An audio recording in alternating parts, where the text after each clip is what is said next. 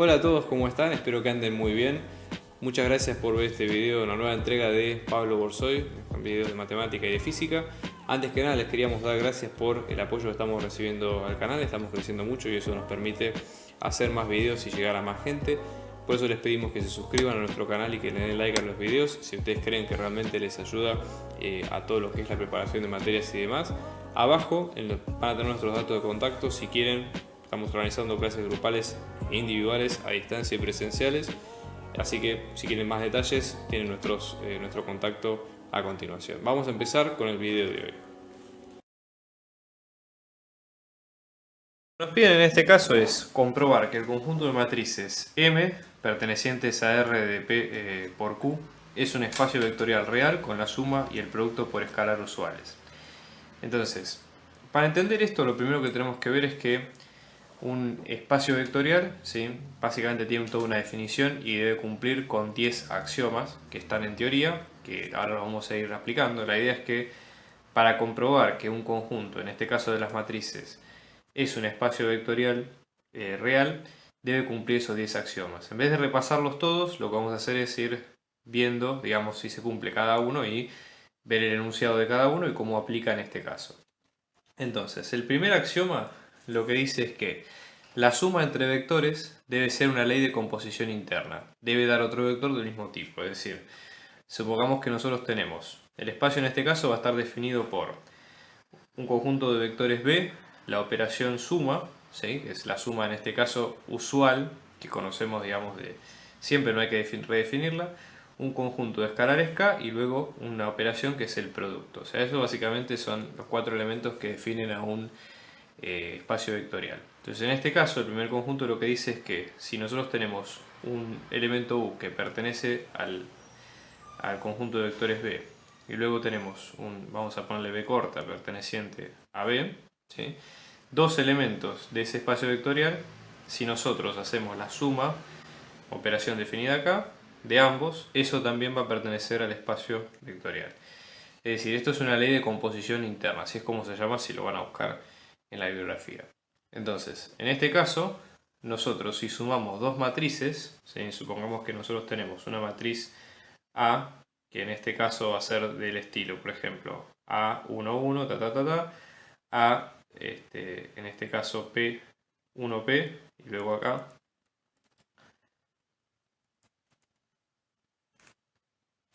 perdón, acá me confundí, esto es Q.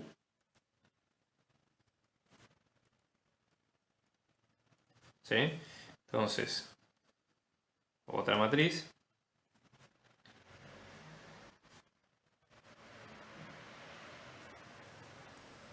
Todos los elementos estamos marcando, ¿sí?, más o menos. La idea acá es entender que ambas matrices son del mismo tamaño, ¿sí?, es decir, P por Q, ¿sí?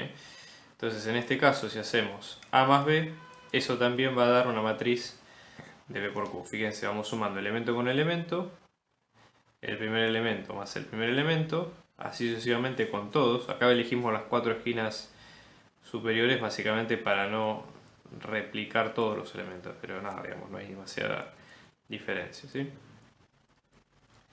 Y por último, el último, que en este caso es el...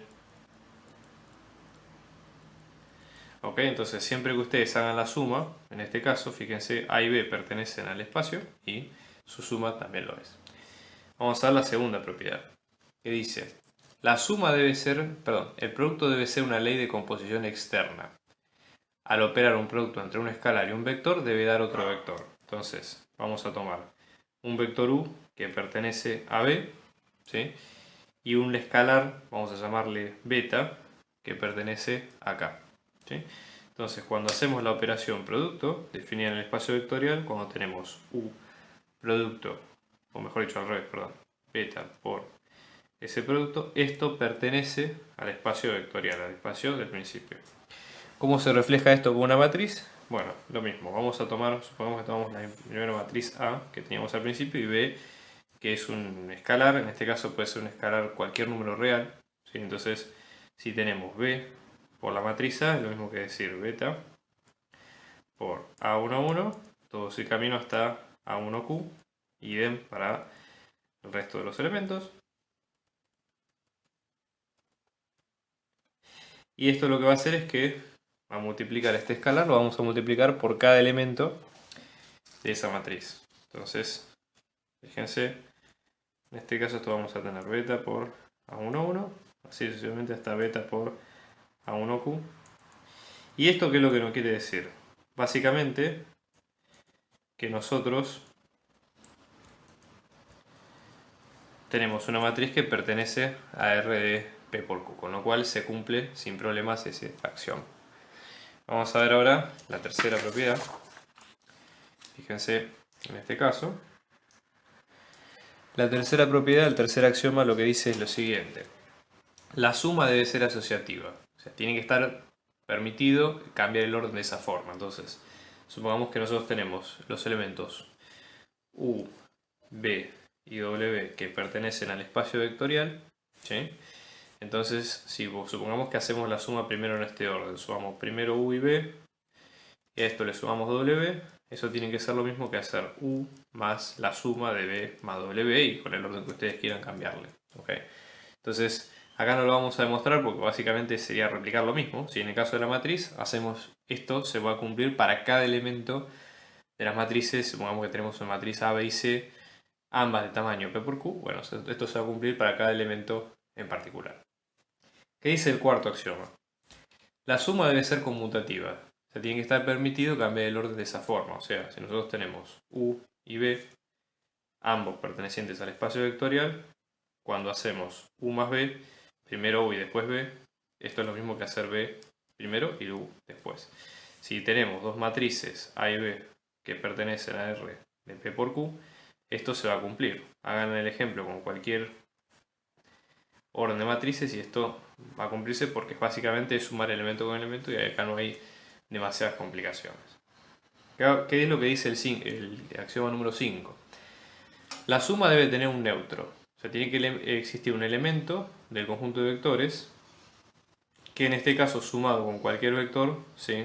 En la operación suma, definida como la operación suma, digamos, haga o dé como resultado el mismo vector. En este caso el neutro vamos a llamarle n por practicidad. Entonces, y vamos a tener u, que es un elemento perteneciente a b, y obviamente el neutro, perdón, acá me confundí en nomenclatura, pertenece a b también. Entonces, en este caso, si este es el neutro, se va a cumplir más el neutro, el vector más el neutro nos va a volver a dar el mismo. ¿Cuál sería el neutro de una matriz típica? ¿Sí? En estos casos. Para el neutro, la matriz que se debe cumplir si es que la operación es la suma es la matriz nula. Es decir, nosotros vamos a tener una matriz de este estilo, todo con ceros, donde vamos a tener si n, en este caso, así como u y n van a pertenecer en este caso a R de P por Q, vamos a tener P cantidad de ceros en filas por Q cantidad de columnas. ¿Okay? Entonces, por ejemplo, supóngase que U, en este caso, lo vamos a definir como la matriz A que hemos definido al principio, ¿no? Entonces son matrices teóricas, digamos, no hace falta que sean exactamente la misma, pero es como para entender un poco el concepto, ¿no? Entonces, si hacemos U más N, esto quiere decir que tenemos U, que era la matriz A, tenemos A11, todo el camino hasta A1Q, AP1 y luego APQ. O sea, todos los elementos sumados con la matriz 0, 0, 0, 0. Todo con ceros. Esto claramente, el resultado que nos va a dar es la misma matriz A, porque todo elemento sumado con 0, siendo la suma la operación usual, va a dar el mismo número que teníamos al principio. Entonces con esto ya lo comprobamos. ¿Sí? Bien, vamos a ver ahora el caso del axioma 6. ¿Qué es lo que dice el axioma 6? Fíjense. La suma tiene que tener un elemento simétrico u opuesto para cualquier vector. Es decir, tiene que haber un vector que, operado con la suma con el vector original, me dé el neutro. Sería como una especie de lógica al revés de lo que vimos, digamos. Pero el enunciado estricto dice eso. Entonces, en este caso, ¿sí? Vamos a tener un vector b que pertenece a b. Y a ese vector, el opuesto, ¿sí? O simétrico, depende de cómo ustedes lo vean, vamos a llamarle B', para identificar que se corresponde con el primero. ¿Okay? Entonces, en la operación suma, ¿sí? Ambos también. Lo que debe ocurrir es que este más su opuesto nos va a dar el neutro.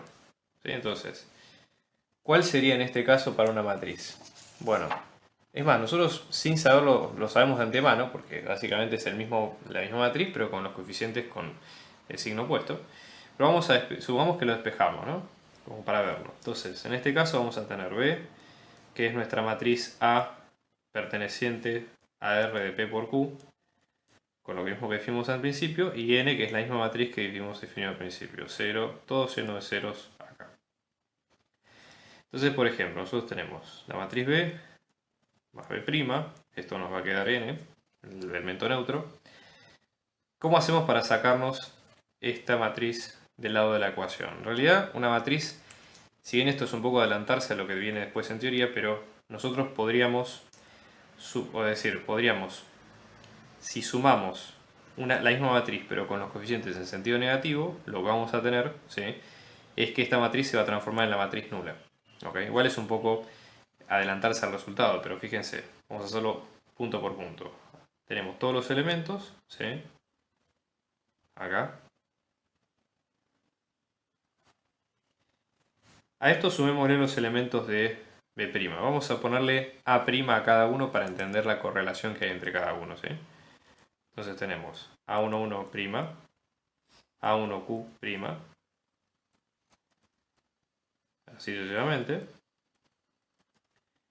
Y esto nos va a dar la matriz de ceros. Entonces, haciendo la correspondencia con cada elemento, vamos a tener A11 más A11', A1Q más A1Q'. Imagínense que esto está lleno de números y que tiene el tamaño, digamos, de cada correspondiente a cada matriz, ¿sí? O sea, no hay demasiada vuelta con esto. Pero, digamos, a veces uno se puede llegar a perder con este tipo de resultados teóricos porque nada, digamos, puede ser un poco abstracto y bueno, eso puede molestar un poco a veces. Pero nada, digamos, eso como lo vea cada uno en particular, ¿no? Bueno, ¿qué hacemos? Supongamos que tomemos el elemento que tomemos, la lógica va a ser la misma. Imagínense que tomamos el elemento este de acá abajo, ¿okay? Lo vemos acá. La lógica de ese elemento se va a replicar para todos. Lo voy a seguir acá para que se vea un poco. Esto nos da el elemento PQ más el elemento PQ pero de su opuesto, esto nos va a dar 0. Como estos son escalares, nosotros podemos despejar acá, en cada caso, restamos APQ de ambos lados y lo que obtenemos es que APQ', esto nos va a dar menos APQ. Entonces, ¿qué quiere decir esto? Cada elemento de esta matriz, recuerden, esta es la matriz B y esta es la matriz B', cada elemento de esta matriz va a ser el opuesto de cada escalar de esa matriz. Entonces, básicamente es eso, es una matriz cuyos coeficientes son todos números opuestos, ¿sí? Y con eso completamos el sexto axioma. Vamos ahora al séptimo. ¿Qué es lo que dice el séptimo axioma? Fíjense, en este caso la idea es que tiene que satisfacerse la asociatividad mixta. O sea, tiene que estar permitido cambiar el orden del producto entre escalares y vectores de esa manera, ¿sí? Entonces, vamos a tomar en cuenta un escalar beta1 y otro escalar beta2, ambos pertenecientes a K. K, digamos, es un conjunto que, ya les digo, está definido dentro de la operación de escalares. En este caso pueden ser números reales, pueden ser números complejos, es decir, puede ser un intervalo, un conjunto que ustedes definan en la elección. Pero sí tiene que tener la condición de que sean escalares, ¿no? Bueno, dicho esto, ¿sí?, después tenemos el vector B perteneciente al espacio vectorial B y básicamente la propiedad dice que sí. Supongamos que hacemos primero la multiplicación entre beta1 y beta2. Esta multiplicación nos va a dar un escalar, ¿no? Bueno, escalar por escalar da un escalar, multiplicado ahora por el vector, esto va a ser producto por escalar, ¿sí? Entonces, en este caso, esto, si lo hacemos de este orden, es lo mismo que si, por ejemplo, hacemos el escalar b2 multiplicado con el vector b y luego, hecho eso, multiplicamos por el escalar b1. O sea, se tiene que cumplir esa condición, ¿ok? Vamos a ver cómo es que ocurre esto para las matrices. Es decir, Supongamos que nosotros en este caso tenemos la matriz B, que es la misma que hemos definido al principio. A11, todo lo mismo, ¿sí? A1Q, AP1, APQ, ¿sí? Bien. Supongamos que vamos a hacer B1 por B2, es el escalar que ustedes ven, ¿no? Entonces acá no hay demasiada diferencia. Esto tómenlo como una columna de cuentas auxiliares. Entonces, si hacemos B1 por B2 por B, esto nos va a quedar B1 por B2 y ahora hay que hacer la multiplicación con cada elemento de la matriz.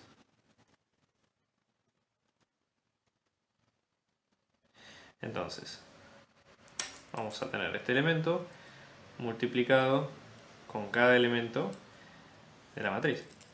Entonces esto nos va a quedar B2 por A11, B1, B2 por A1Q, B1, B2 por AP1, B1, B2 por APQ. Entonces, este es el orden. Ahora, vamos a ver el caso contrario. Si hacemos, voy a seguir acá abajo porque me quedé sin espacio. ¿Qué pasa si hacemos primero B2 por B? O sea, esto sería B2 por toda la primera matriz. A11, A1Q, AP1, APQ. Bueno, en este caso, esto nos va a quedar lo mismo, ¿no? Hacemos distributiva con cada elemento en particular. Esto nos va a quedar B2 por A11, B2 por A1Q, B2 por AP1, B2 por APQ. Y ahora, si a esto le agregamos B1 por B2 por B, esto va a quedar B1 por todo lo mismo, ¿sí? No lo voy a copiar de vuelta porque ya está copiado acá arriba, pero básicamente sería multiplicar este número con cada elemento de la matriz. Y en resultado esto nos va a quedar B1 por B2 por A11 y así sucesivamente, ¿no?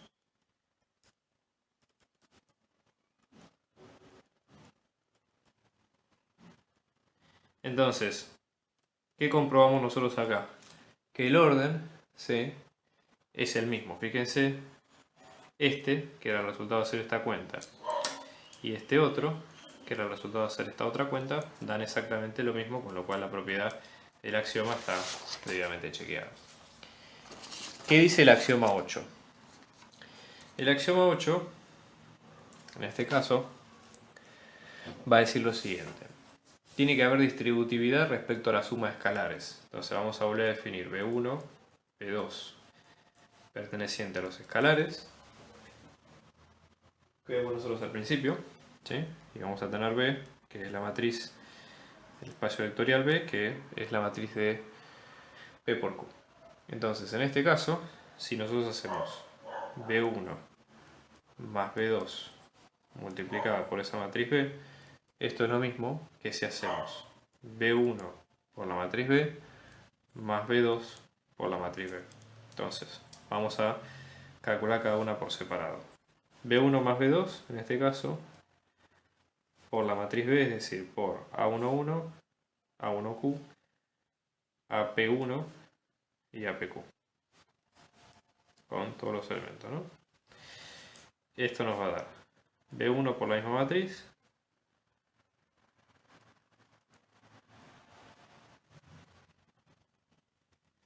más B2 por la misma matriz,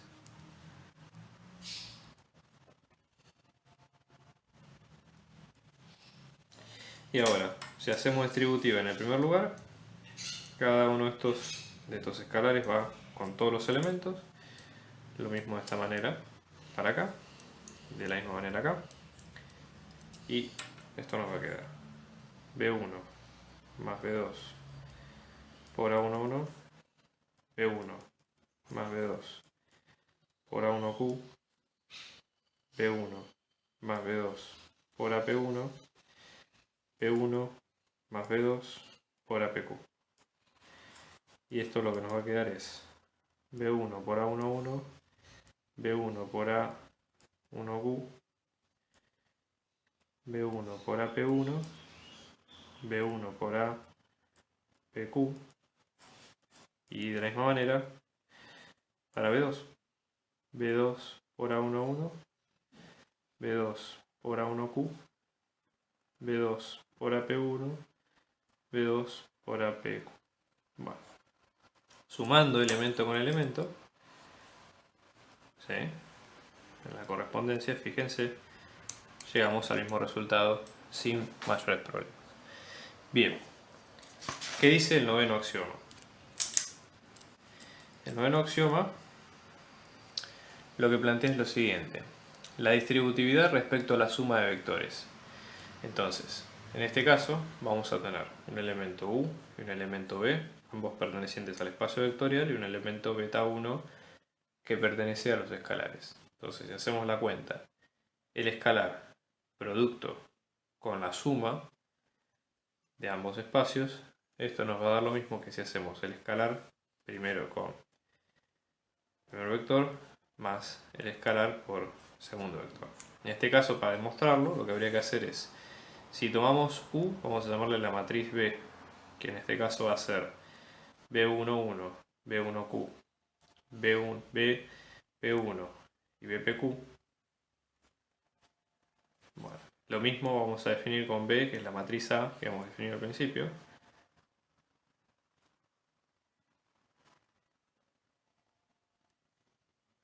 Entonces, en este caso, si hacemos U más B, ¿sí?, es sumar cada elemento de estos, es A más B. Esto nos va a quedar A11 más B11, y así con todos los elementos. Y multiplicándolo por B, B por U más B, eso nos va a quedar B A11 más B11, y acá vamos a tener B por APQ más BPQ. Si hacemos distributiva con cada uno de estos, con U y con B, esto nos va a quedar B, B11, B, BPQ. Acá vamos a tener B, A11, B, APQ. Y si sumamos, vamos a llegar al mismo resultado que acá. B por A11 más B11, B por APQ más BPQ. Entonces, fíjense, ambos resultados coinciden, y ahí con eso probamos el noveno axioma. Y ahora falta el último, ¿sí? Les diría como comentario adicional que tiene que tener paciencia con demostrar los espacios vectoriales, porque hay que cumplir todos y cada uno de ellos sin excepción. Entonces, nada. Dicho esto, ¿sí?, vamos a ver qué es lo que pide el axioma número 10, que dice la existencia de un elemento neutro entre los escalares para el producto con vectores. O sea, tiene que haber un elemento neutro. En el caso del producto generalmente se le llama 1, B, básicamente. Este es el neutro, así como el otro era el neutro de la suma, este es el neutro del producto. Entonces, en este caso, si nosotros tenemos B perteneciente a B, ¿sí?, 1 del neutro, ¿sí?, producto con el neutro, con el vector, nos va a dar el mismo vector. ¿Cuál sería en el caso de las matrices? ¿Sí? Como para entender un poco el concepto. En el caso de las matrices, ese es el mismo número de los reales, el 1. ¿Por qué? Porque si hacemos 1 por cualquier matriz, A11, A1Q, AP1 y APQ, esto nos va a dar la misma matriz que teníamos en el caso anterior. ¿Sí? Bueno, con este video ustedes vieron todo el resumen de cómo caracterizar un espacio vectorial, y sí, la única forma es con los 10 axiomas de espacio vectorial. En el punto 1b, acá lo que se pide es lo mismo que en el caso anterior, pero ahora aplicado a los polinomios. ¿Sí? Polinomios de tamaño n, n puede ser cualquier número, digamos, natural que nosotros consideremos, ¿sí? Y la idea para probar que es un R espacio vectorial es de vuelta cumplir con con los 10 axiomas que habíamos visto al principio. Entonces, vamos a corroborar cada uno. Yo lo que voy a hacer para que esto sea un poco más dinámico, vamos a repasar qué es lo que dice cada axioma y cómo se aplica en este caso, ¿sí? Sin necesariamente, digamos, desarrollar demasiado en el tema. Recuerden que en este caso estamos hablando de un espacio vectorial que tiene un conjunto de vectores definidos B, la operación suma, luego tenemos un conjunto de escalares K y la operación producto. Esos 4 elementos son los que tienen que cumplir o con los cuales tenemos que hacer cumplir los axiomas de este espacio vectorial. Entonces, empecemos primero con el primer axioma de todos, que lo que sostiene es que la suma entre vectores debe ser ley de composición interna, debe dar otro vector del mismo tipo, es decir, vamos a tener, por ejemplo, U y B pertenecientes a B, entonces U más B debe pertenecer a B. ¿Okay? Esa sería un poco la idea. Entonces, ley de composición interna. Para tomar los elementos, para el resto del ejercicio vamos a tomar el elemento U como un polinomio P, ¿sí? No, es el nombre, ¿sí? De X, que va a seguir la forma que dice acá arriba, ¿sí? Fíjense que acá está ordenado de mayor a menor en orden de los coeficientes, acá lo vamos a hacer al revés por un tema de nomenclatura. A sub 0 y así sucesivamente hasta A sub n por X a la n. Y de vuelta de la misma manera vamos a llamar al vector B, ¿sí? Como el polinomio Q de X, que en este caso vamos a tener como B sub 0 y así como una suma de términos hasta B sub n por X a la n. Entonces, por ejemplo, si hacemos U más B, en este caso es sumar cada uno de estos elementos, ¿sí? Y ver cuánto es que nos va dando en cada caso. Entonces, esto sería P más Q de X, ¿no? Y esto lo que nos va a dar es, por ejemplo, A sub 0 más B sub 0, ¿sí? Más, y así sucesivamente hasta A sub n más B sub n por X a la n. Que claro que está acá que en este caso los polinomios tienen por lo menos como mucho el tamaño n, ¿sí? Sí, puede haber coeficientes nulos y demás, pero que siempre se cumple esta regla de la que nosotros vimos hasta ahora. Vamos a ver el segundo axioma, ¿sí? El segundo axioma en este caso lo que dice es que el producto debe ser una composición externa. Al operar el producto entre un escalar y un vector tiene que dar otro vector. Es decir, en este caso teniendo U perteneciente a B y un escalar, vamos a llamarle alfa 1 perteneciente a los escalares, ¿sí? Alfa por producto de acá, U en este caso pertenece a B. Entonces, en este caso, supongamos el mismo alfa de los escalares y hacemos alfa por el polinomio P. En este caso es hacer multiplicación de este escalar por todos los elementos de ese polinomio. Entonces acá lo que tenemos que hacer es la distributiva usual, ¿sí? Y vamos a ver para cada elemento que esa distributiva usual nos va a llevar, ¿sí? A otro polinomio que también pertenece a B, como de hecho es lo que vemos acá, ¿sí? Este pertenece a B. Tercer axioma, ¿sí? Para verlos en este caso. La suma tiene que ser asociativa entre los elementos pertenecientes a B. Entonces vamos a tomar dos elementos pertenecientes a B, ¿sí? En este caso U y B pertenecientes a B, y debe ser lo mismo hacer P de X más Q de X, ¿sí? Debe dar lo mismo que si hacemos, por ejemplo, en este caso, perdón, y un tercer elemento llamémosle R de X, no confundir con los números reales. Si hacemos esta suma primero en este orden y luego sumamos con R, es lo mismo que si a estos tres elementos hacemos la suma primero entre Q y R, es decir, sumamos estos dos y hacemos la suma acá. Compruébenlo con algún caso en especial, pero van a ver que en tema de coeficientes se va a respetar lo mismo, es decir, no va a haber demasiados cambios en ese sentido. Vamos a ver ahora el axioma número 4, que es lo que nos dice en este caso, ¿sí?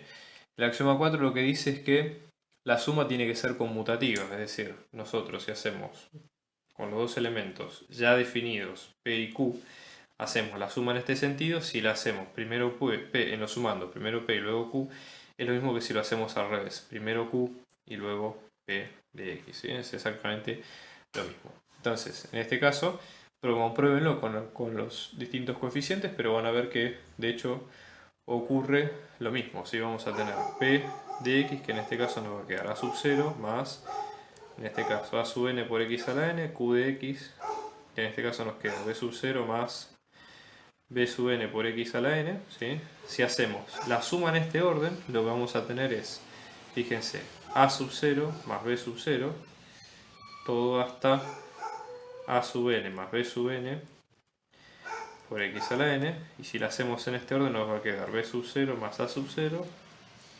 más b sub n más a sub n por x a la n. Pero si hacemos la igualación término a término, lo que vemos es que, como en este caso nosotros tenemos que los coeficientes, ¿sí?, a sub i y b sub i pertenecen a los escalares y los escalares son, en este caso, conmutativos, no hay problema para igualar cada uno, así que en este no hay demasiado historia con esto. Vamos ahora con el quinto, que dice la suma de polinomios tiene un neutro, ¿sí? En este caso vamos a llamarle polinomio n, ¿sí?, al polinomio neutro, y vamos a definir, en este caso podríamos llamarle n de x, por las dudas para que se entienda, digamos, y tomamos al p como el que definimos antes al principio, ¿sí? Entonces, en este caso, si hacemos, por ejemplo, p de x más n de x, ¿sí?, el hecho de que haya un elemento neutro, ¿sí?, quiere decir que para la suma, neutro para la suma, ¿no? Para la suma, si nosotros sumamos al polinomio con el elemento neutro, nos va a volver a dar el mismo elemento, en este caso sumado o no neutro, que es p de x. Entonces, por ejemplo, nosotros tenemos a sub 0 más todo el camino hasta a sub n por x a la n, y le sumamos. Acá estoy poniendo los corchetes en términos figurativos, ¿sí?, no hay demasiada historia con esto.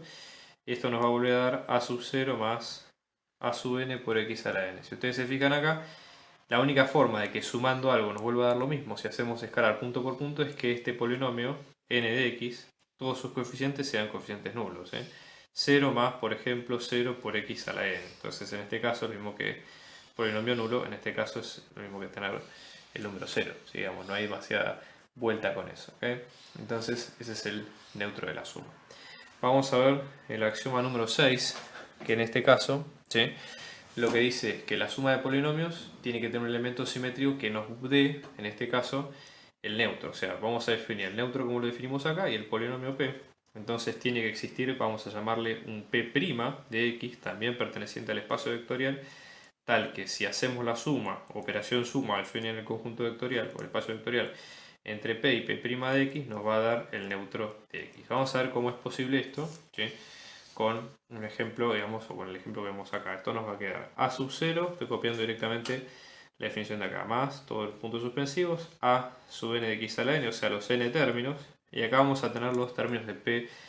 Vamos a llamarle a los términos de p' para darle a una denominación con c, por ejemplo, ¿no? Es una nomenclatura, ¿no? C sub 0 más camino sucesivo hasta c sub n de x a la n, por ejemplo.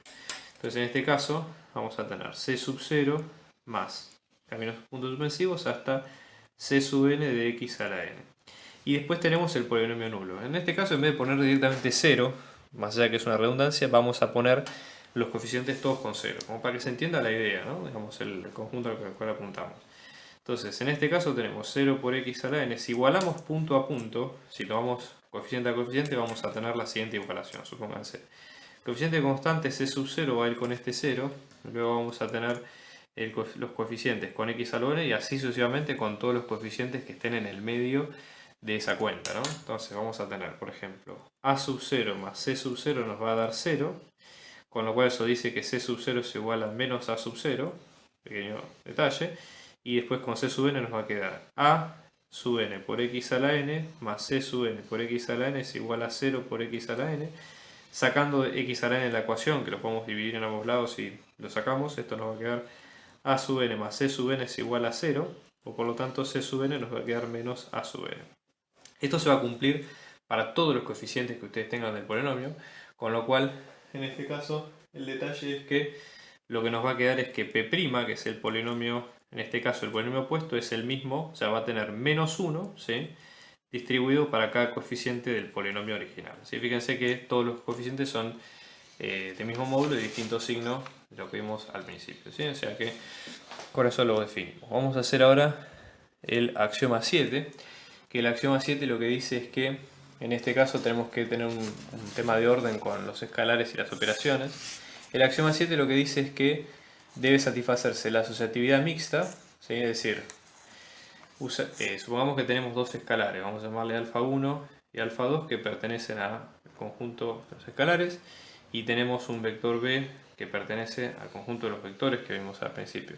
Entonces se tiene que cumplir la propiedad ser alfa 1 por alfa 2 primero, luego por el vector b, esto nos tiene que quedar igual a ser alfa 1 por, y después alfa 2 por el vector b, por ejemplo.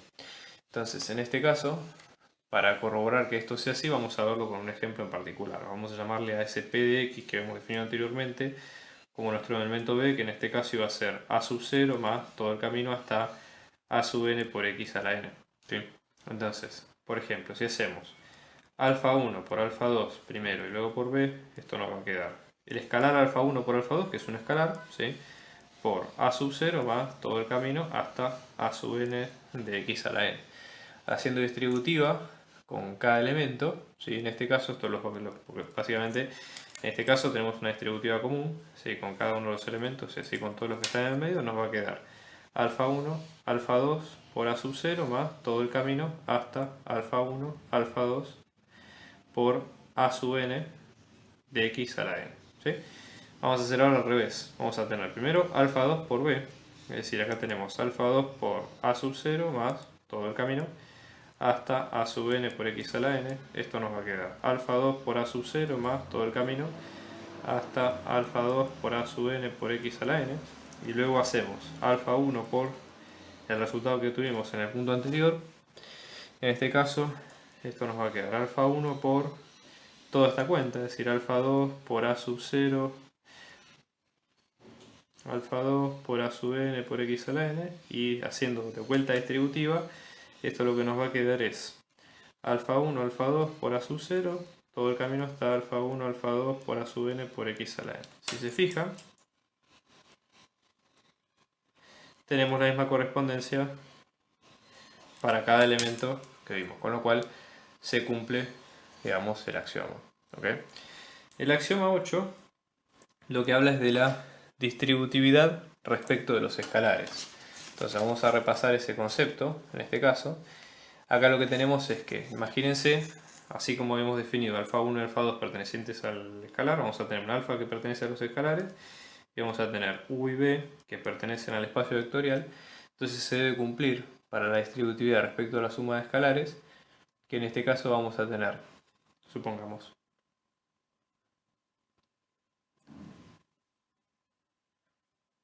perdón, en este caso me confundí, esto sería alfa 1, alfa 2, y en este caso vamos a tener